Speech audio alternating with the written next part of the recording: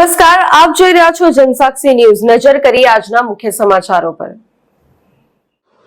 ગત 14મી મે 2025ના રોજ નવસારીના બિલીમોરા ખાતે રહેતા અને વલસાડ સ્થિત બાલાજી વેફર્સના પ્લાન્ટમાં રહેતા સિનિયર ઓફિસર કલ્પેશ શાહ રાત્રિના ઊંઘ આવતી હોવાથી તેઓ નવજીવન હોટલ સામે સર્વિસ રોડ પર કાર પાર્ક કરી સૂઈ ગયા હતા। તે દરમિયાન તેમના પહેરેલા સોનાના દાગીના અને મોબાઈલ અને તેની એસેસરીઝ મળી ₹7,78,000ની ચોરી કરી અજાણ્યા ઈસમો ફરાર થઈ ગયા હતા। આ અંગે ગ્રામ્ય પોલીસ મથકે ફરિયાદ નોંધાતા પોલીસે ફરિયાદ નોંધી તપાસનો ધમધમાટ શરૂ કર્યો હતો। પોલીસે આસપાસના સીસીટીવી ફૂટેજ ચકાસતા શંકાસ્પદ બાઇક ચાલક નજરે પડ્યો હતો।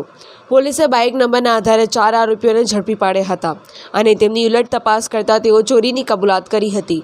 પોલીસે ચોરીમાં ગયેલા મુદ્દામાલ મળી કુલ ₹4,35,000નો મુદ્દામાલ જપ્ત કરી કાયદેસરની કાર્યવાહી હાથ ધરી છે।